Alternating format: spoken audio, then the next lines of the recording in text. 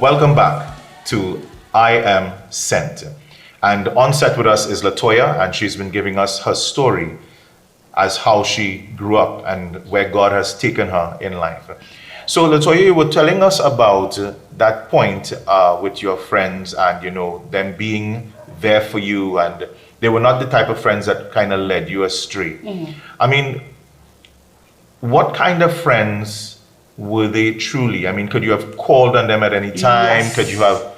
Go ahead, Yes, you tell us. I could have called on them at any time. Any kind of problem, any kind of situation I go in my life, I know I could call on them.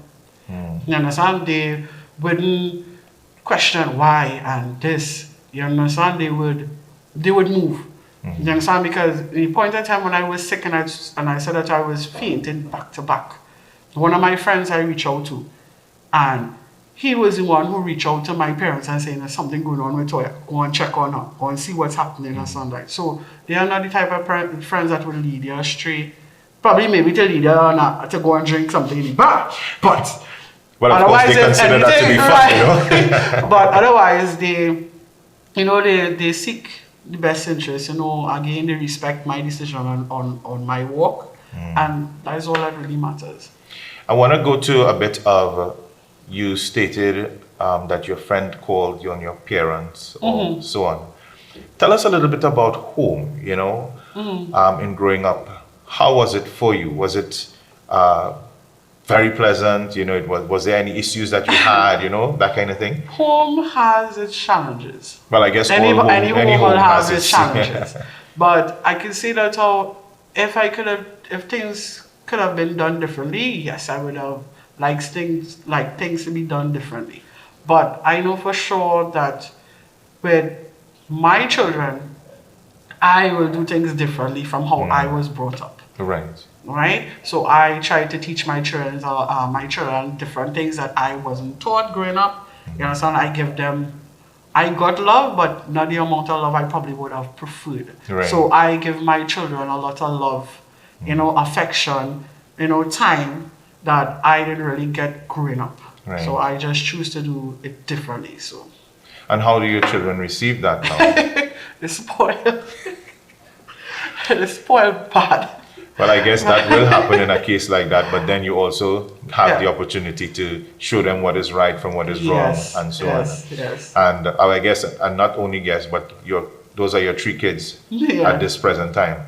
And that is indeed important for us to have and to understand that, family is extremely important in whatever you're doing, and I mean, tell us about a little bit more. You don't have to go into too much details, but tell us how do your family operate and, that love that you give to them, With my kids, well, that is my little family. Anybody else is extended, right? But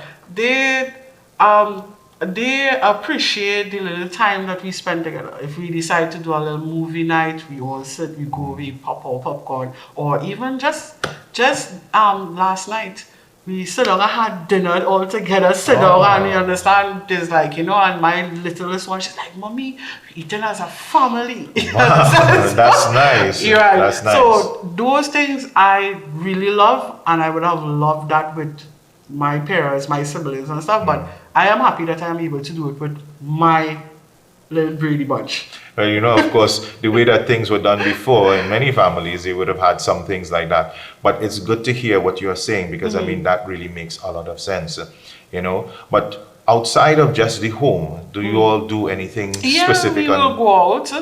Right? It may not be extravagant type of go, but we'll go out, we'll spend time, we'll go get ice cream and stuff and things like that.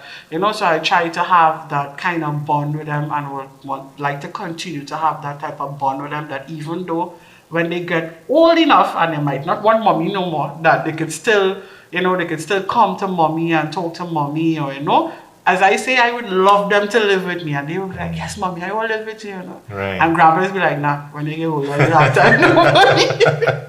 You don't have time with your mother. But, I would like that. I would like something like that. My children can live close, you understand, have their family, so I can have my grandchildren, you understand. I just want that closeness, and I want to instill that on them. So when they have their children will have the same type of, Well, I'll tell you one thing. You are definitely on the right track because the Word of God tells us that if you train up a child the way that he should go, when he gets old, he will not depart from it. So you're on the right track already.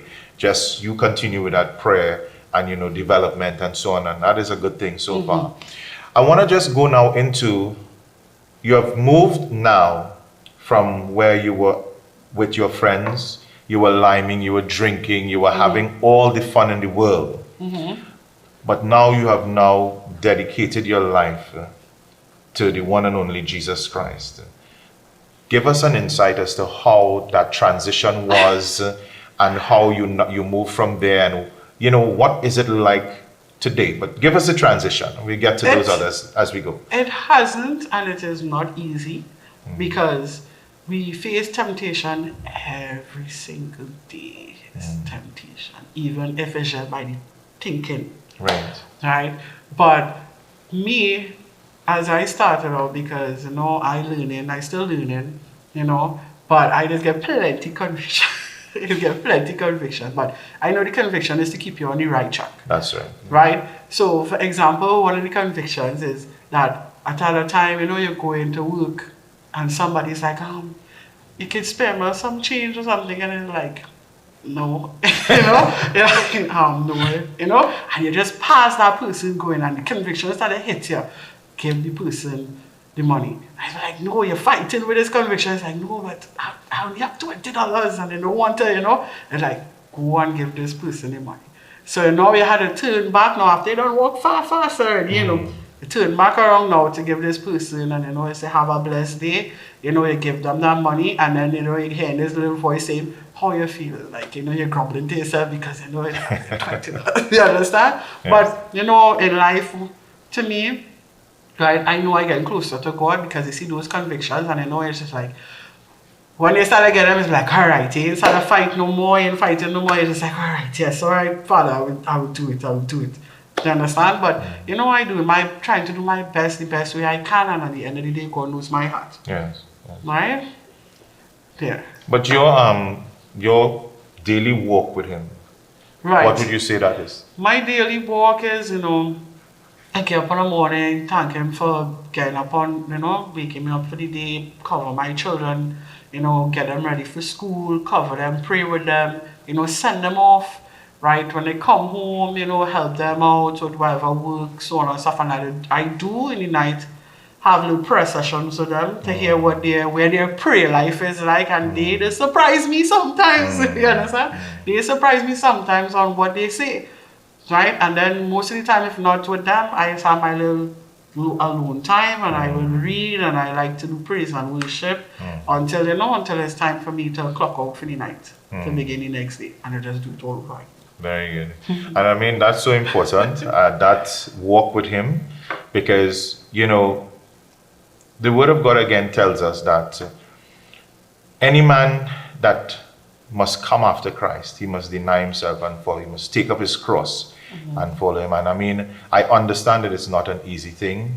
And the fact that you are sharing, your experience, your walk with Him, the fact that you are taking the time to state exactly how your children actually surprise you and so on. Is it a case where they would normally hear you praying also? Yes. So they hear you pray? Yeah, because most of the time, even though I don't have prayer session with them, sometimes they'll be in the room when I read it and I pray. Right. You understand? So they're literally hearing that. Correct. And again, that's part of their training, and it's good to know that you're going into that.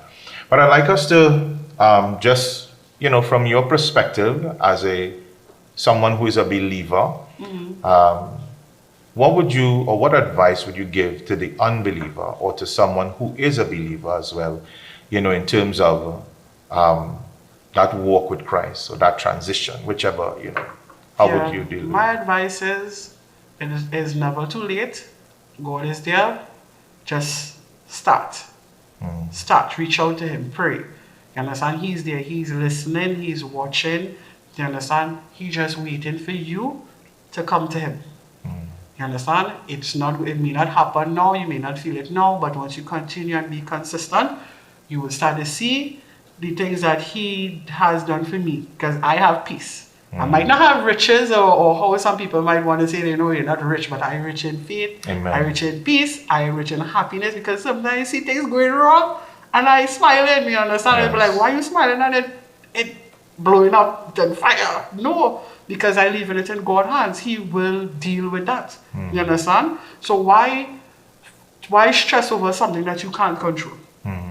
You understand? So you just leave it in God's hands. Sometimes things just happen, just like, So I just pray, talk to him. He waiting on you. He just come as you are. You don't have to change anything. Just come as you are.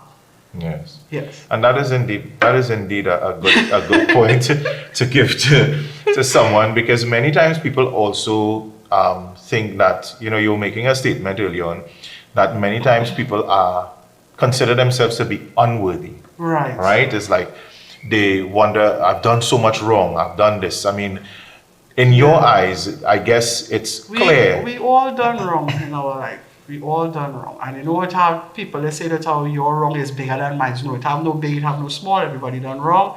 Just come to him. Ask for forgiveness. You understand? If the murderer who was on the cross can be forgiven, you can be forgiven. Just come to him.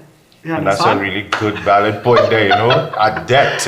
Yes. Because Christ was dying between two thieves. One of them stated, listen, remember me. And that was all he said. He didn't say, Lord, forgive me. He didn't say anything. He said, remember me. And then the other one said, you are Christ. Why don't you save yourself and bring us down with you? And he could have done that. He could have done it. Yeah. But that's a really good point. I really appreciate that. That's very good. And so, well, we want to just say a big thank you so much, Latoya, for taking the time and sharing your story. And we know it's not just about sharing your story because, you want what you have been through to be out there. Yeah. But we understand that by sharing your story, you can empower someone else. You can help someone else. I myself, after hearing a testimony, received a miracle, and I'm so grateful and thankful to God for that. So thank you so much for joining us on the program today. Thank you and for we being certainly here. appreciate having you. Don't go away, because when we return, we take you for the ministry of the word.